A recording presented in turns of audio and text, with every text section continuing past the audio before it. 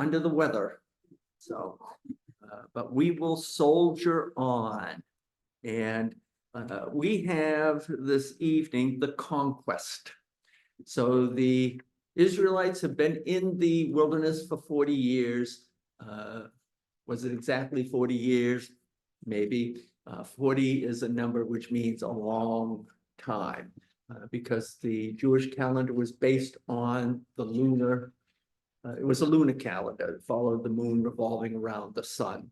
And so 40 days was more than one revolution of the moon around the earth. So they get to the edge of the promised land, and they entered the promised land basically from what is now known as the West Bank, across the Jordan River. One reading that they did not have you do is how they got across the river, and it's very similar to Moses parting the Red Sea. Joshua basically parts the waters of the Jordan River. Everybody goes across. Of course, we know that Moses does not lead the Israelites into the promised land. He goes up to the top of Mount Nebo, looks over into the promised land, and he dies there on Mount Nebo.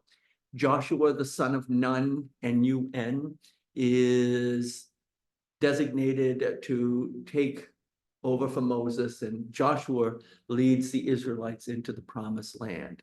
And if you look at the historical records, it's kind of contradictory, because some readings suggest that the Israelites, they came in and they took over completely and settled down and lived happily ever after.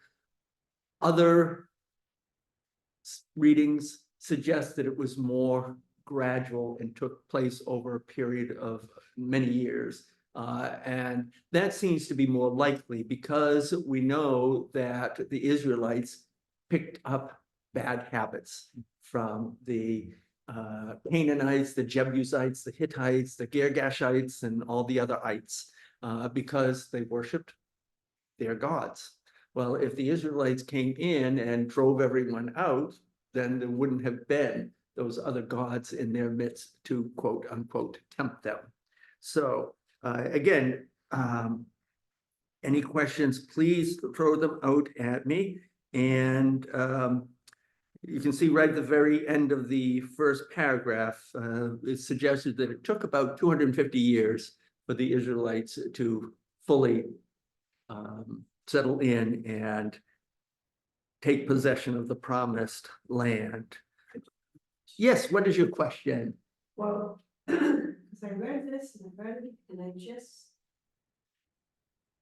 I don't understand. I don't. Why God sent the Israelites to Canaan and to war. Yep. Why not just like make the land theirs? Why make it? Why couldn't God just make the land theirs? Was it a test? Like, So I don't understand why he just made them go there to war, basically, for 250 years, when God can create and do anything, correct? Why couldn't he have just created this land for them? Why did he send them there for 250 years to war and to fight all these different tribes? I don't understand that. So what we have in the Old Testament is a warrior God. That is how the Israelites envisioned their God. Did God actually want them to go in and destroy whole cities, women and children? I don't believe so. But that's how the people viewed the God back then. And it was very much in the mindset. So when you went to war, okay, it was your God against their God. And whoever won, that God was stronger. That's one of the reasons why it was such a national, what's the word I'm trying to think of? Such a national calamity when Nebuchadnezzar swooped down from the north out of Babylon and conquered Jerusalem and took basically anybody who was anybody into exile. The Israelites thought that God had abandoned them, and the reality is that God hadn't abandoned them. They abandoned God. And that's one of the things we're going to see over and over, particularly here and going forward, is that the Israelites, they do not remain faithful to the God of the covenant. Now, does God and send, calamities upon them?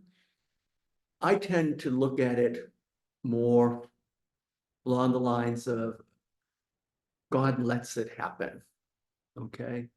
Let me give you an illustration. So this guy, he says he's living in a house and there's been torrential rains and a police car comes up and says, you got to evacuate, the dam's going to break. And the guy has great faith and he says, no, I'm going to trust in the Lord will deliver me. Well, the water rises and eventually the police come back in a rowboat and they say, the dam's going to break, you got to get out now. And the guy says, nope, I'm going to stay here. I trust in the Lord and the Lord will deliver me. The water keeps rising. He's on the roof. They send a helicopter over and they say, this is your last chance. And the guy says, nope, I trust in the Lord. I know the Lord's going to deliver me. The dam breaks. It washes the house away. The guy drowns. He goes to heaven. He says, Lord, I don't understand. I put my trust in you and you didn't deliver me. And God says, I tried. He said, I sent you a police car, a rowboat, and a helicopter. Okay. So in other words, the God I follow doesn't cause terrible things to happen. The God I follow sadly lets it happen. I think some of it, Yep, go ahead. it's a very modern thing that you leave the people after you would conquer Yep. an area, like basically all the way until like the Renaissance. Yep. When you conquered a place, Yep. everyone was either enslaved or killed. That's true. That was how it went down. Yeah. So like, Yeah. that is just how it went, all the way until basically the Renaissance. Yeah. Yeah. Maybe a little bit past it, like that like leaving the people there after you conquer a place is Mhm. very modern. Yep. You know what I mean? Yep. And this is sort of along the lines of a question that I get from time to time, which is, you look at the God of the Old Testament and it seems like a God who's out, to get anybody who slips up and doesn't do what they're supposed to do. And then we get to the New Testament and we see this loving God and this forgiving God. And what happened? Did God change? And of course, God can't change because change implies less than perfection. So my answer is God didn't change. It's people's perception of God changed. People's understanding of God changed. And I believe that is still happening today. We're still learning. We're still growing. We can never fully grasp the entire essence of God. One of my favorite analogies, Harry Emerson Foster was the first pastor of Riverside Church in New York City, Congregational Baptist Cathedral. And he had a summer place on an island off the coast of Maine. And he compared the ocean to God. And he said, I know the ocean. He said, I know at least the part of the ocean that's around my little cottage on that island off the coast of Maine. He said, but over the horizon, there are vast stretches of the ocean that I've never seen and I never will see. I've heard about tropical islands with palm trees swaying and the polar ice caps and the icebergs and everything like that. He says, I know the ocean, but I only know a little part of it. And in this essence, that's the way it is in our relationship with God. We know God, but there's a vastness to God that, we're still learning. I'm still learning. For those of you who came in after I was telling David how my faith is continuing to connect dots and whatnot. And it has to do with a thought that I had the other day about the virgin birth. Okay, the virgin birth says that Mary conceived by the Holy Spirit. Okay, and there are some who deny the reality of the virgin birth. And there's some basis for that, because if you go to Isaiah chapter 7, verse 14, which is what Matthew quotes in his gospel, and he says, behold, the virgin shall conceive and bear a son. The original Hebrew word in that Isaiah passage literally translates as a young woman of marriageable age, a young maiden of marriageable age, okay? Well, the assumption being that a young maiden of marriageable age is going to be a virgin. But isn't always the case. So there are some who say, the definition of the word opens the door to other possibilities. But then I was thinking just the other day, okay, so if you're going to reject the virgin birth, you still have a question to answer, which is how did Mary get pregnant? There are only a few options. One is that Joseph was the father after all. But that doesn't seem likely because Matthew tells us that when Joseph found out that Mary was great with child, he got angry.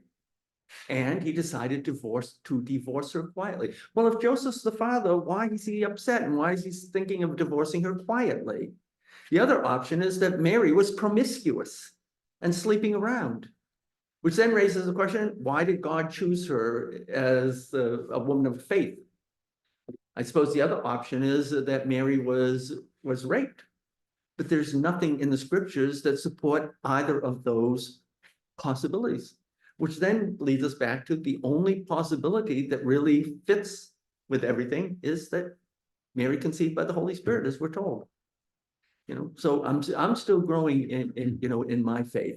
But your point is well taken. Do I believe in a vindictive, vengeful God? No. I believe this is what people thought God wanted. And this is the way it was back then. Yes, David.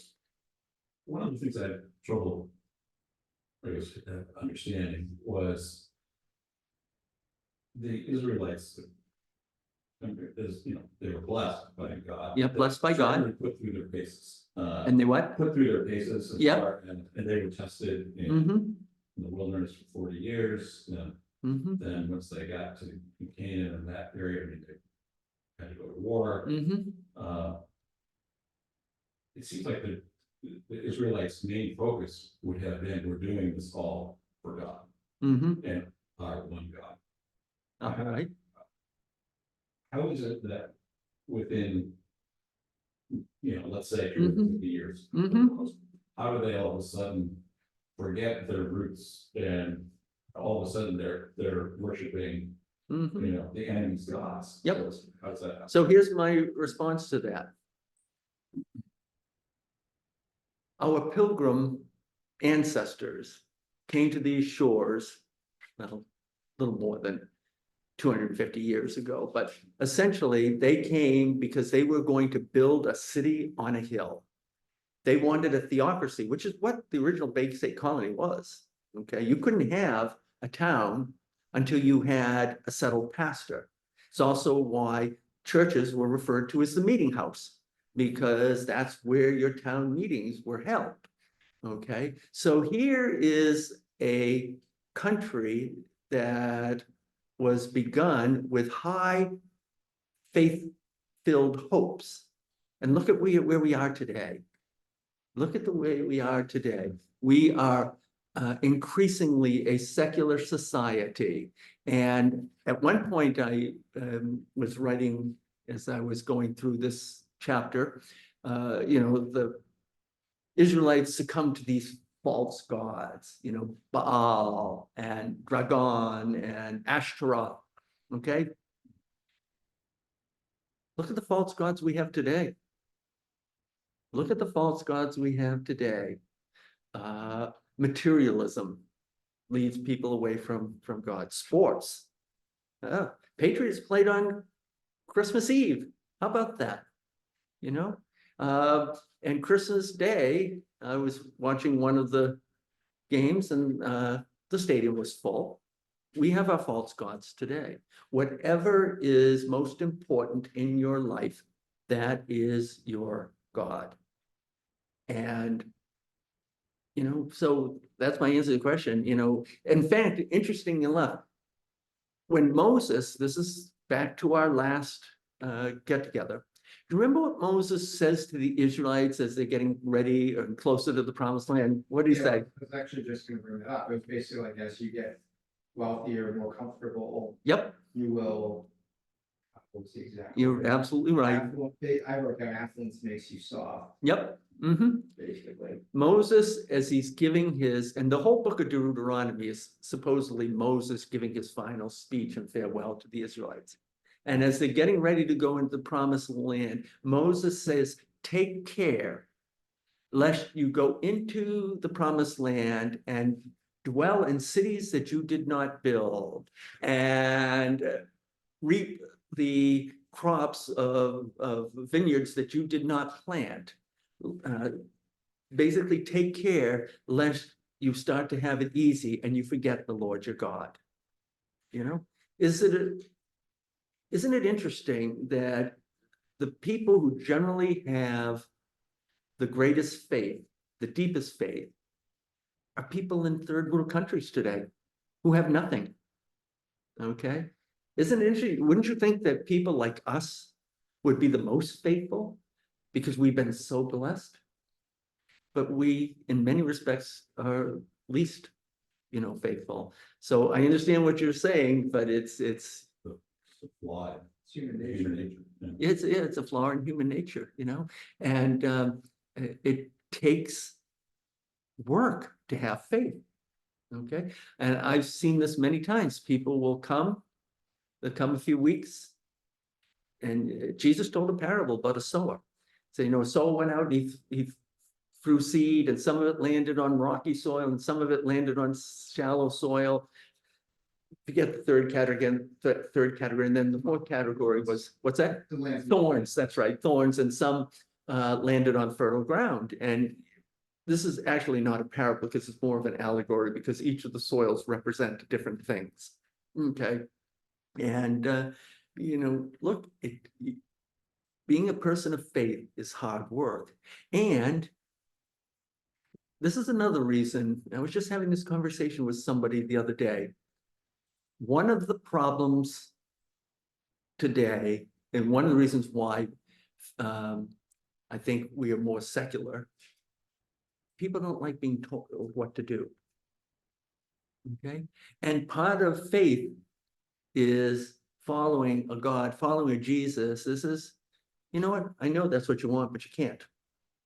Okay, you can't do that. You can't have that.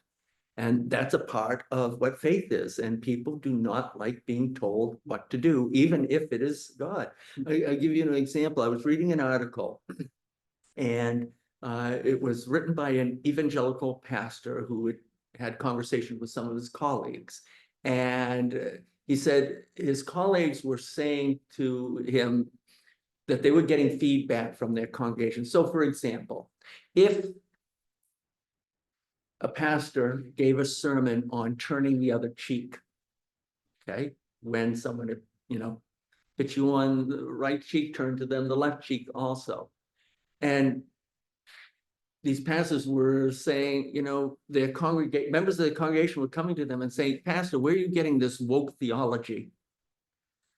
The Sermon on the Mount. Sermon on the Mount. So people do not like being told what to do. And you know what? The question is there room in our faith for a thou shalt not God? If we want to be better, then we have to make room for that thou shalt not God. We have to make room for the Jesus that says, as you did it to the least of these, you did it, to me. So, this story here of the Israelites going in and the conquest and everything. I'll tell you, as I was reading through all of these again, I was thinking, wow, that's just like today. That reminds me of this today. That reminds me of, me. Yep. So I wrote in, preparing for the search, they have Astarte and Baal, and Dagon, and I wrote in the margin, what are our false gods today? Because they're everywhere. Sports, pleasure, money. With money, yeah. But you know what? Here's the thing. It's the most misquoted verse, one of the most misquoted verses in the entire Bible. You'll hear people say, money is the root of all evil. What does it say? I don't know exactly, but I know where you're going. Okay, it says that the love of money is the root of all evil. Money in and of itself has no intrinsic value. It's how it's used. Okay, so just like a hammer. Okay, if I if I have a hammer on the table, is that hammer good or bad? Neither. Neither, it's how I use it. If I use that hammer to build a habitat home, that's good. If I use that hammer to hit someone over the head, that's bad. I give that hammer its value. Same thing with, money. That's why I had a colleague, I'll always remember, he said once, money is like manure. Spread it around and it does a lot of good. Pile it high and the only thing it does is stink. So, let's see. This is also a period of judges, okay? And when you hear the word judge, what comes to mind? I'm going to ask the lawyer. Before or after it's reading? Before. Someone who makes an important decision. Yep. That governs you. Yep. And in my apology, in the biblical sense of ancient Israel, a judge was a charismatic leader. Okay. When the Israelites came in, there were 12 tribes and they settled in their various areas. Okay. And what would happen is every once in a while, one of their enemies would rise up against them. And so God would call a judge. And the judge would be a charismatic military leader. Okay. And so, and they would only be for a period of time. The crisis would pass and then they go back to what they were doing before. And there were women judges. They mentioned one here, Deborah. Okay. And let me see, what are some of the other things? Oh, Rahab. I'm surprised they didn't have this as one of the readings. So, by the way, I want to circle back. Somebody was mentioning, about the Israelites being in the wilderness 40 years. That wasn't God's intention. Think about it. They could have gone into the promised land a lot earlier. Moses sent in 12 spies to scout out the land. They came back and said, oh, we're going to get our butts kicked if we go in. So they went back out into the wilderness. God puts opportunities out there. God puts warnings out there, but it's always up to us to decide if we are going to be faithful or not. Oh, yeah, that was the word, faith. They Yeah. just didn't have the faith to go. Right, exactly. Fear took precedence. Yeah, and in some respects, fear is the opposite of faith. Mhm. Yeah. So Rahab, believe it or not, she was a prostitute. And if you go to the genealogy of Jesus in Matthew's gospel, at the beginning of Matthew's gospel, Rahab the prostitute is listed in his genealogy. Now, Rahab, what happened is when Joshua sends a couple of spies into the city to kind of scope it out, see where the vulnerabilities were and everything, Rahab hides them.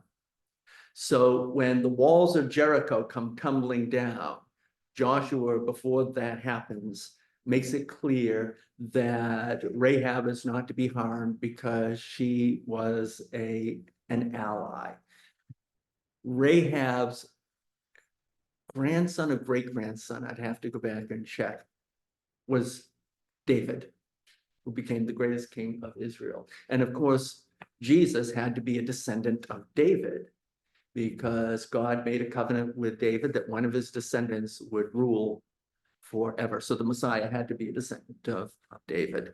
And by the way, the walls come tumbling down.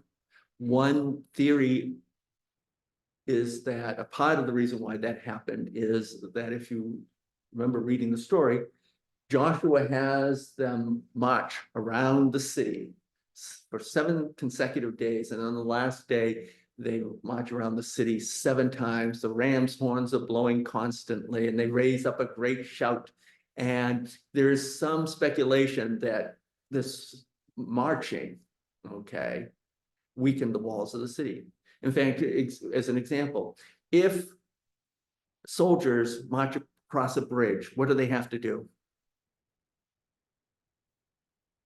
Spread out.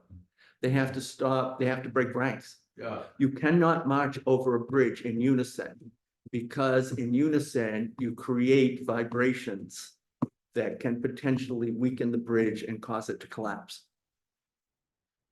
I'm not making it up. I've never heard that. You've never heard that before? They used to spread out for like weight, it's like face off and stuff. Yeah, no, I'll double check that, but I remember reading somewhere that when soldiers cross a bridge, they cannot march in unison, because you think about it, you get several hundred people going at the same time. It can create vibrations that get magnified. Yeah, Stonebridge. I believe, sure. I don't know. I've been wrong before, but I remember reading that. Samson was also a judge. Okay, he was a Nazirite. A Nazirite was a special category of Israelites, and they had a couple of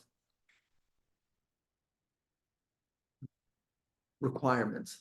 One is they couldn't drink alcohol, and two, no razor could touch their hair. Okay, now there is some speculation that Jesus was a Nazarite, but that is actually, I think, a misunderstanding. Jesus of Nazareth, if you were from Nazareth, it doesn't mean you were Nazarite. Okay, and think about it. Yes, Jesus had long hair, but he celebrated the Passover, and so he drank wine.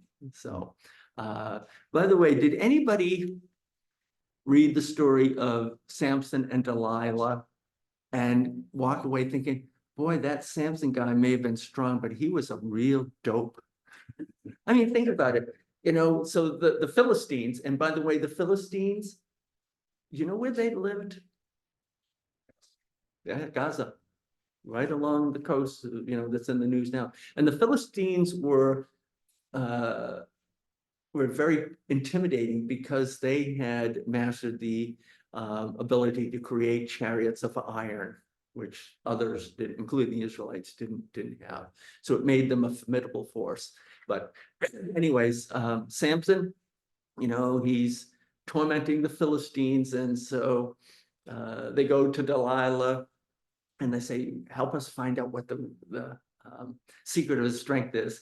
And so she says, Samson, how come you're so strong? And he says, well, you know, if you take some flax and dip it in water and everything and tie me, I'll become weak. So that's what she does when he's sleeping. And then she says, Samson, the Philistines are upon you, breaks them, and you know, and then trying to think what the second one is. There are 3 times, you know, he tells her, this is what you need to do. And he never figures out that she's working with the Philistines.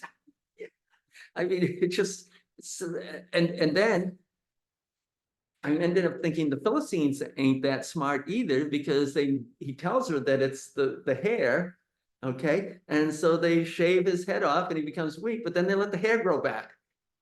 I mean, not a lot of PhDs back then, I don't think. I just found that really kind of fascinating. Oh, and by the way, you all know another famous Philistine. You're going to meet him in a couple of chapters down the road. Any guesses? Goliath.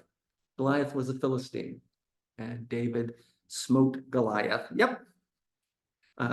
Gideon, one of my favorite judges, and the famous verse of Gideon's trumpet, and Gideon blows his trumpet and rallies all of the tribes to battle. Let me see. Let's look at the so Joshua 1:1-18. One of the things that I'm going to point out here is something that creates some anxiety even today among various peoples in the Middle East.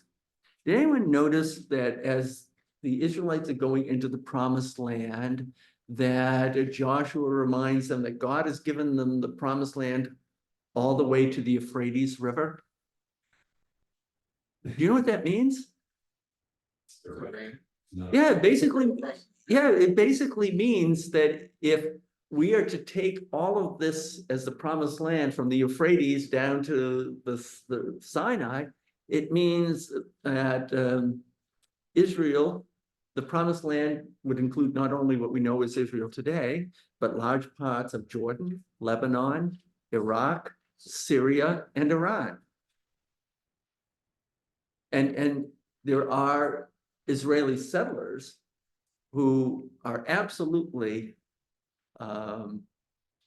adamant about not giving the West Bank to the Palestinians because that is part of the promised land. Is that what the settlements are about? Mhm. Yep, they're putting settlements in there, and these settlements on the West Bank are filled with religious Jews, and that might seem like I'm being redundant. Only 25% of Israelis are practicing Jews. The other 75% are secular Jews. Okay, but what happens is in Israel, there are like umpteen different political parties. And so in order to form a government, you have to make deals with other little parties. And there are like 3 or 4 religious parties, and they will be a part of any government as long as you agree to keep these Shabbat laws. Okay, so in other words, the Sabbath laws. It's why if you go to Israel today, if you go into a high-rise building, say has 13 floors, the elevators will stop at every floor automatically. You know why? Because pushing the buttons is considered work. So, that's, so, and secular Jews resent it, but the governments always agree to this because they need the votes. Before the most recent events. Yep, most recent events, yep. It wasn't the law in Israel that could not settle, because I just recall current events, not current there, but Mhm. the Israeli government at times going in and removing Yes. settlers depending on what was going on. They've dismantled some settlements, and usually when they do that, there's great resistance among the settlers.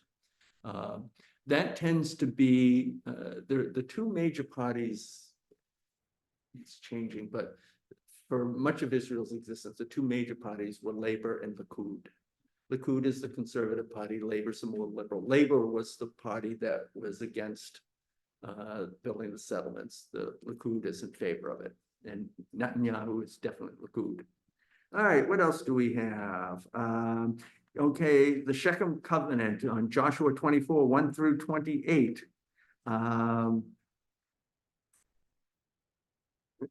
Verse 9, he references Balaam.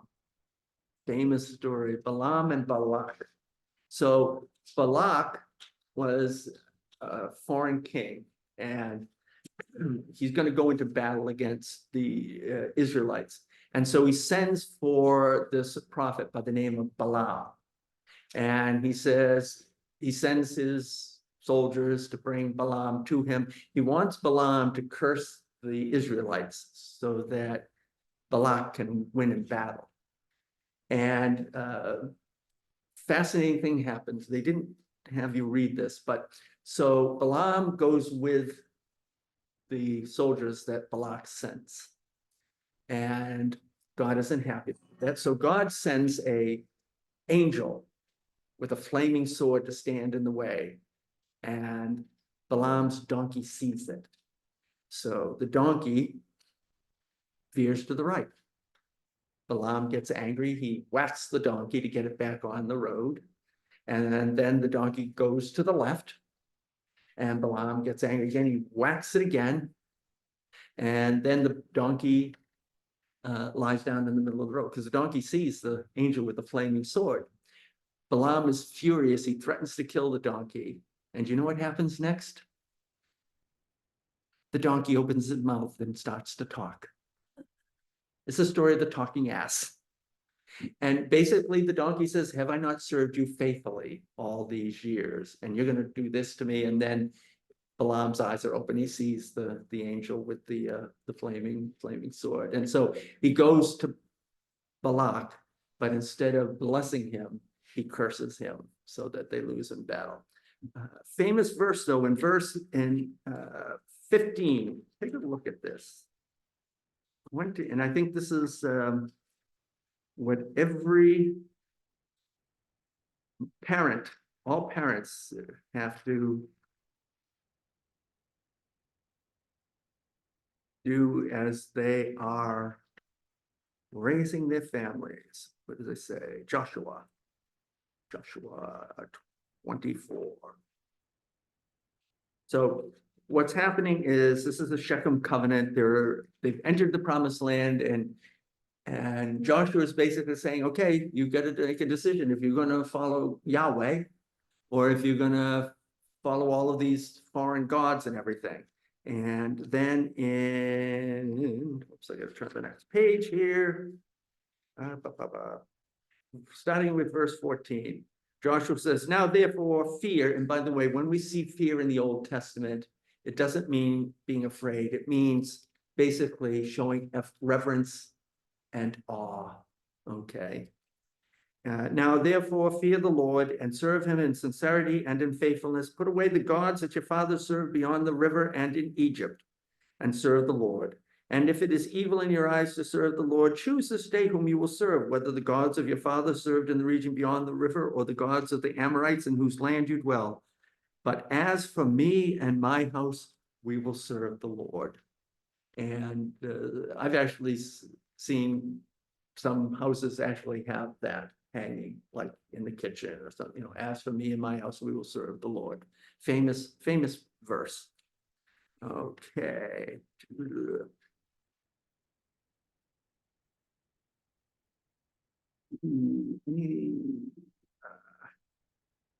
Gideon, there's the story of the fleece. Gideon wants to be sure that God's really telling him to go into battle. So he says, I'm going to put a fleece on the floor, and tomorrow morning when I wake up, I want the fleece to be covered with dew, but the ground around it to be dry.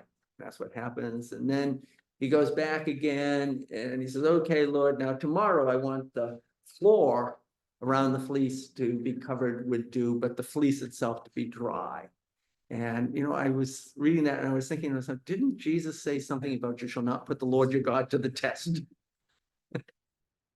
You have a question? Thinking the same thing. Well, yeah, yep. I guess it depends on who is the one doing the testing.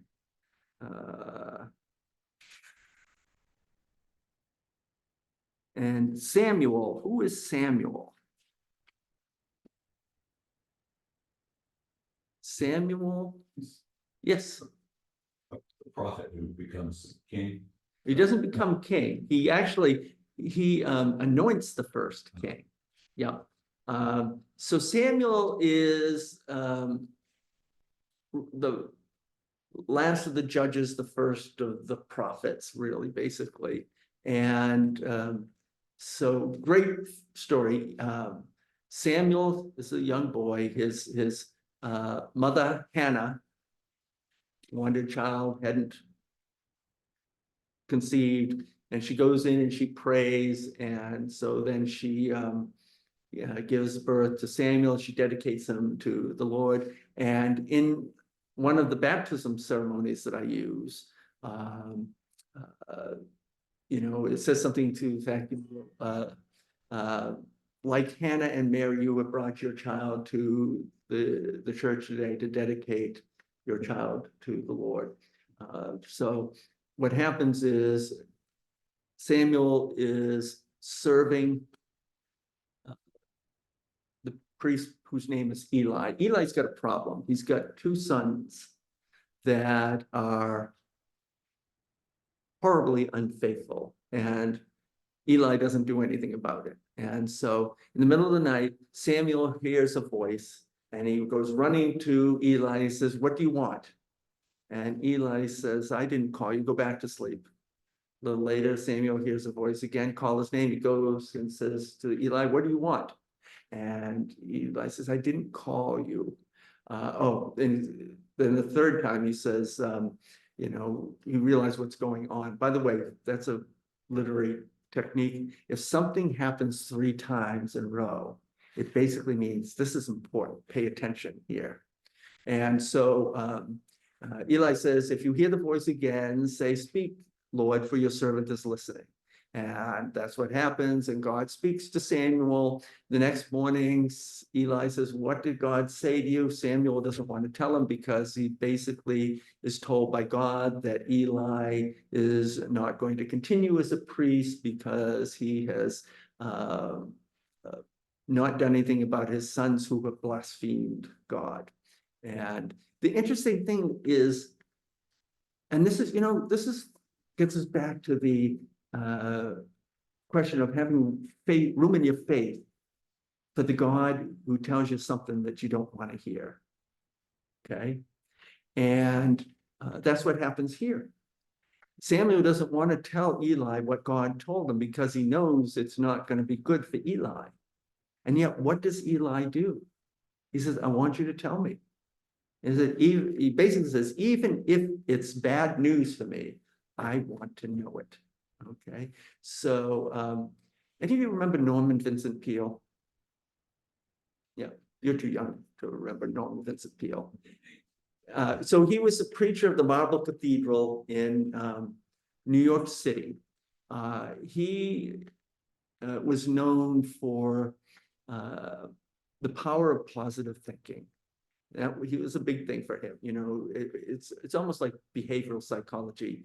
Your attitude affects who you are and how you live your life. So if you're positive things will happen. If you're negative, you're going to look for the negative things are going to happen. And by the way, his number 1 disciple was Robert Schuller, who built the Crystal Cathedral out in Riverside, California. But anyways, the reason why I was thinking about Norman Vincent Peale is he said once that most people would rather be ruined by praise than saved by criticism.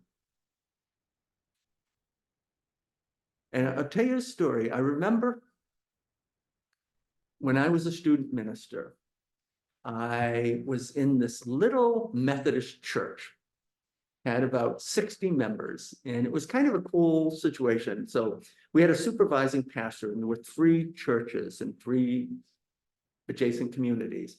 And the supervising pastor would go each week to a different church. And then there was a student minister in each church, and we basically did the services all the rest of the time.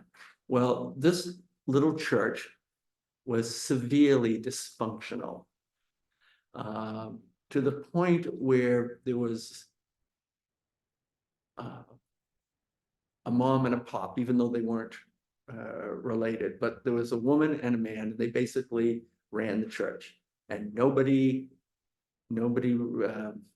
crossed them. And so I remember things got really messy and nasty and everything like that. And I later kind of figured out that the guy was had some paranoid schizophrenia, and the woman was a bully, and she was physically intimidating.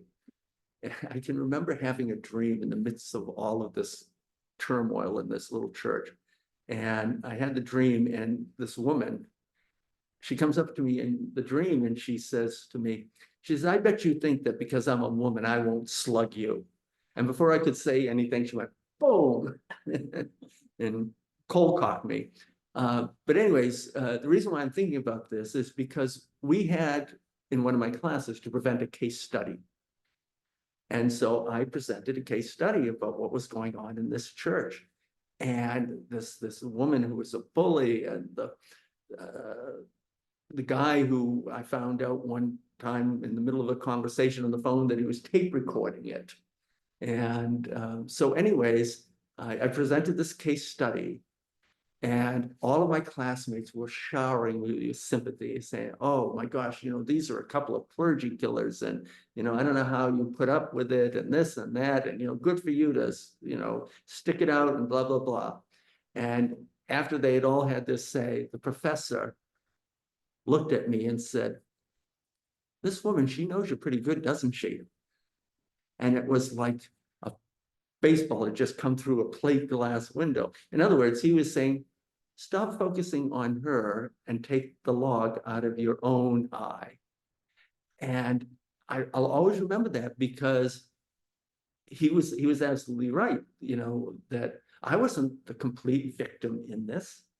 I had contributed to the problem, and so maybe I should be looking at myself and the log in my own eye. And so again, that's the kind of faith that I want. I want a God who doesn't just hug me when life is difficult. I want a God who says, you want sympathy? Sorry, we're all out of that today. I'll give you an example, and we're going to talk about this probably further down the road when we get to the prophets. The greatest prophet in Israel, Elijah. In fact, they reference it, I think, a little bit in this section. Elijah has a contest with the prophets of Baal on Mount Carmel. And these are prophets that are paid by the king and queen of the northern kingdom of Israel.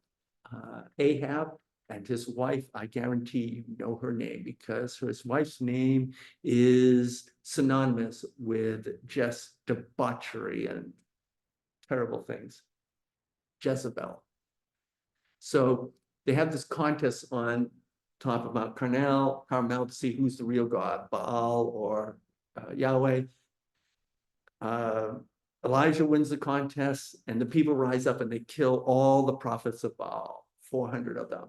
And Jezebel basically says, Elijah, before the day is out, you're a dead man.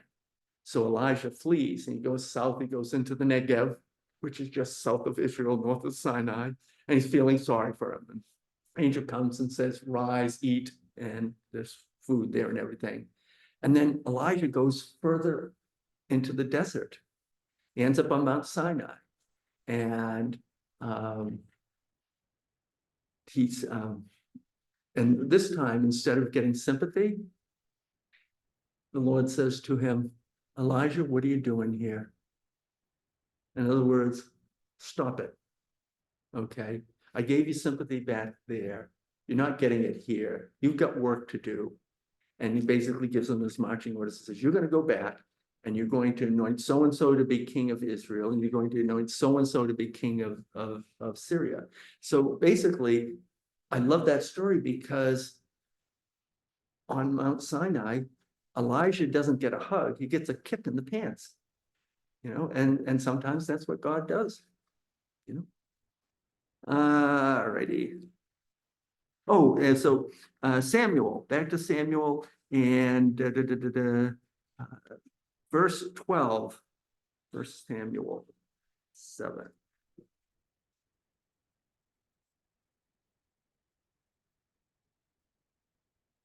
So Samuel prevails in battle, and he subdues the Philistines. Where should I say? Verse 12. And then Samuel took a stone and set it up between Mizpah and Shen, and called its name Ebenezer. For he said, till now, the Lord has helped us. Anyone look at the footnote? Get a footnote? Verse 12. And after Ebenezer, I have a little 2. Anybody have that as well? Yeah.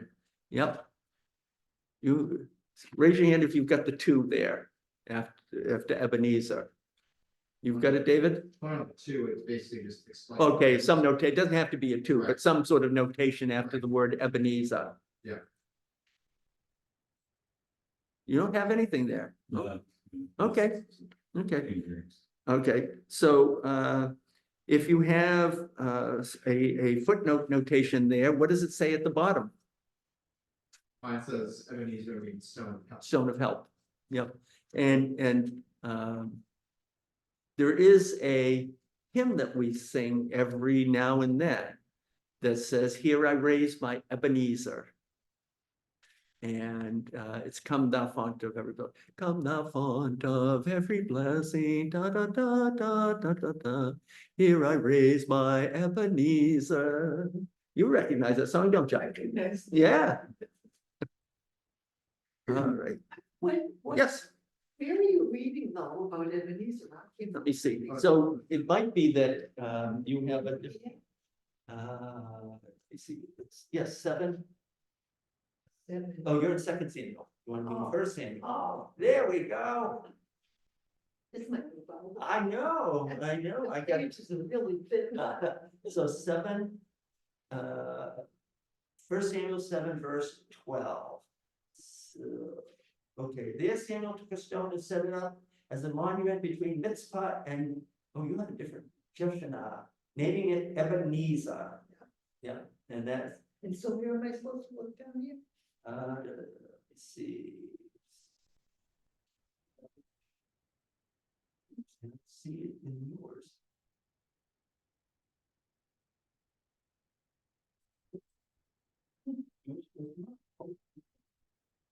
Yeah, Yeah, 7:12.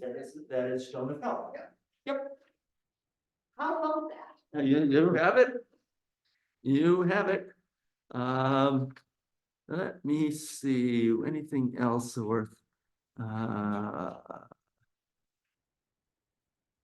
Oh, okay, so reflection question number 1, Laura, on page 69. This is exactly what you asked at the beginning. What are your thoughts and feelings about the conquest of Canaan? Many people, perhaps because of the brutality and bloodshed, want to differentiate between God in the Old Testament and God in the New Testament. How does your understanding of God influence your understanding of the conquest of the land and vice versa? In what ways do you think the conquest of the land influenced the way the ancient Israelites understood God?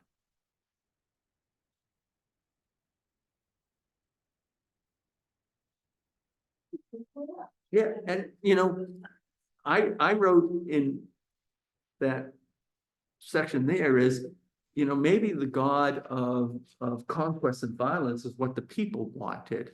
And, maybe God wanted them to coexist peacefully and help their neighbors understand who God really was and share the good news with them.